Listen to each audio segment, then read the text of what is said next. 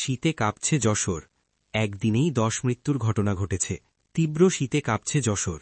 শীতে ঠান্ডাজনিত নানা রোগে একদিনে জেলা সদর হাসপাতালে 10 জনের মৃত্যু হয়েছে, যাদের বয়স 55 থেকে 70 বছর।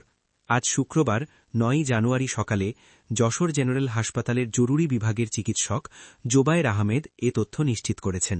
তিনি বলেন, গত 24 ঘণ্টায় ঠান্ডাজনিত এবং ফুসফুস সংক্রমণজনিত কারণে 10 জন লোক মারা গেছেন। আমরা ইদানিং মৃত্যুর হার বেশি দেখছি এবং এক্ষেত্রে ঠান্ডার প্রকোপ বেশি থাকার কারণে মৃত্যুর সংখ্যাটা আরও ব্যাপক হারে বেড়ে যাচ্ছে। বয়স্কদের মধ্যে মৃত্যুর প্রবণতা বেশি।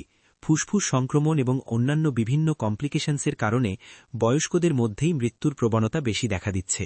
জেনারেল হাসপাতালের তথ্য মতে গত 24 ঘণ্টায় যশোর 250 শয্যা জেনারেল হাসপাতালে ঠান্ডাজনিত নানা রোগ নিয়ে 290 রোগী ভর্তি হয়েছেন, যার মধ্যে শতাধিক রোগী ঠান্ডাজনিত সমস্যা নিয়ে এসেছেন। এর মধ্যে 54 জনই শিশু। যশোর জেনারেল হাসপাতালের শিশু ওয়ার্ডে ভর্তি এক রোগীর স্বজন বলেন, আমার ছেলের বয়স 5 মাস। গত কয়েকদিনের তীব্র শীতের কারণে ছেলের সর্দি ও জ্বর হয়েছে। 4 দিন ধরে হাসপাতালে ভর্তি। ছেলেটা এখন কিছুটা সুস্থ। আরেকজন বলেন, শীতের কারণে ঠান্ডা লেগে আমার ছেলের নিউমোনিয়া হয়েছে। 3 দিন ধরে ভর্তি আছি।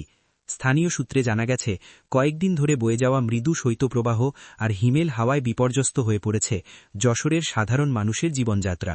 ঘন কুয়াশার সঙ্গে বাতাসের তীব্রতা বেড়ে যাওয়ায় যশোরে শীতের প্রকোপ এখন চরমে। সকালে জেলায় সর্বনিম্ন তাপমাত্রা রেকর্ড করা হয় 9.6 ডিগ্রি সেলসিয়াস।